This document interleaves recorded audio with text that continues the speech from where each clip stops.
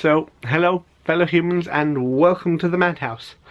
I'm Josh, and to most of you, probably a stranger, because it's been so long that I've been here that I can barely remember what it's like, and I'm fairly sure you can't. But I've decided that yes, I am back, and short of being abducted by aliens, nothing is going to stop me uploading.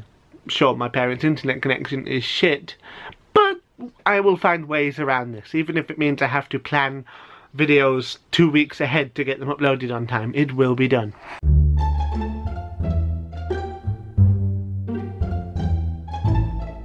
I could give you some apologies and say I was ill or depressed, which is all true, but still, I had nothing to do for about 3-4 months, and I've done nothing with it.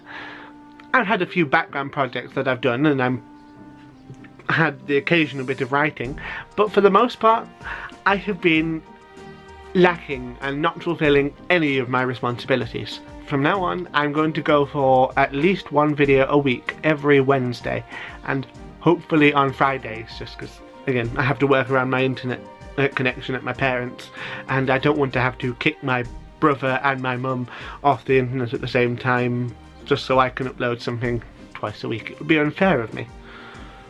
I'd put my dad in that list, but he's not very good with the internet. I wouldn't be surprised if he still thinks it comes in tubes. I love him, but he's not the most tech-savvy person in the world. I mean, nor am I, but I can do some basic coding and build a basic computer if I really want to. But I've never really seen the point. I don't really know what I want to say today, just... why not talk about books after all? That is what I do on this channel, mostly. Or I have weird rants because I enjoy them, and there are a few of those I have in the back of my brain at the moment, which hopefully you'll see in the near future. But yes, books. Behind me, you can see a lot of them piled up. 111 to be precise. Yes, I counted just before I sat down and filmed, specifically so I could make that point, because I really have nothing better to do with my time. And those are all books that I have decided I no longer want. I'm either going to give them to friends and family who I think will enjoy them more, or donate them to charity, or sell them to my local second-hand bookshop.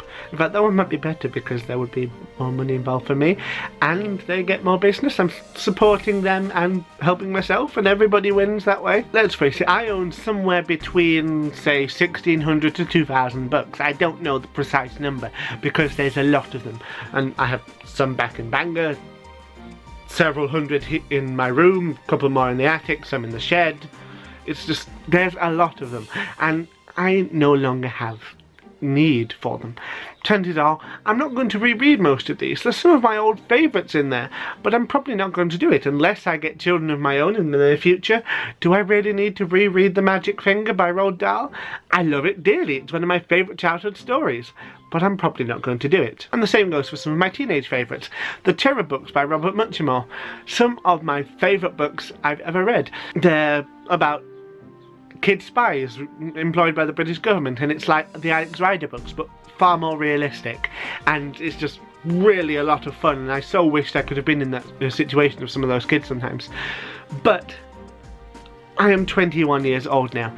I don't need to read the books I was reading at 11, 12, unless they hold really special meaning. Like the Terry Pratchett books are going nowhere, and the Harry Potter books, well, the old ones that I first got, I'm going to give them to my mum because she wants the Harry Potter books too. My grandma is buying me the new ones, the illustrated ones, so that I can have a full set of those. I'll have no need for the old hardback ones once I've got these, so I'll pass them on to my mum. It's all about being sustainable, and what's that phrase that they use in The Life-Changing Magic of Tidying Up? You should only have things in your life that bring you bliss. I'm not really sure what bliss means as such. If it means intense happiness, then I've not brought intense happiness by a kettle. But it's an essential thing for a British person. You need to have one. So it's probably not the best saying. What am I talking about? I'm trying to cut down on waste and unnecessary things. I have no need for so much of this shit. 111 books there, I'll get rid of.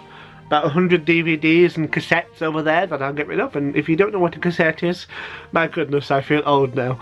But in my house we have hundreds of DVDs and videos. We're a very visual family, or at least my parents are. My mind is more word oriented, so I have more books, but I still love films. So I'm keeping my favourites and the ones I absolutely know I will watch again, and the rest, it can be passed on. There is no need to keep all of the High School Musical films from when I was a kid.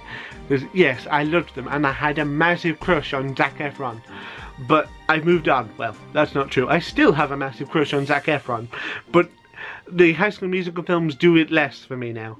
And if I want to watch them, I'll find them online. I'm sure they're on Netflix or Amazon Prime or Google Play.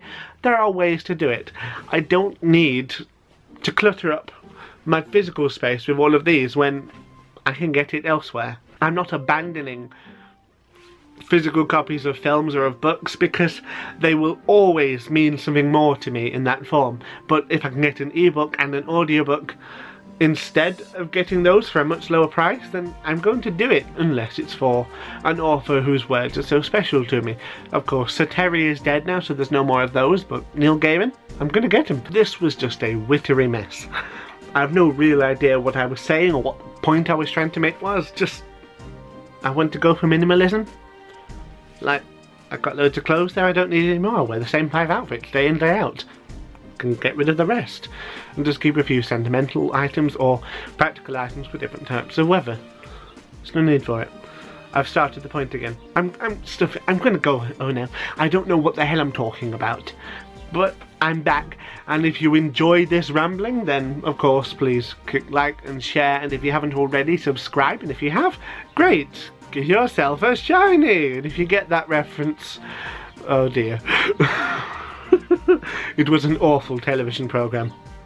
Shame on you. And shame on me. Shame on us all. Shame. Shame. Why the hell am I laughing? That wasn't even funny. Alright, that's enough. Tatty buys. I'm gonna go and put some chicken on now. Ohne dich hat der Regen keine Tropfen. Ohne dich hat das Meer keine Flut. Ohne dich hat der Berg keinen Gipfel. Ohne dich ist mein Herz ohne Glut.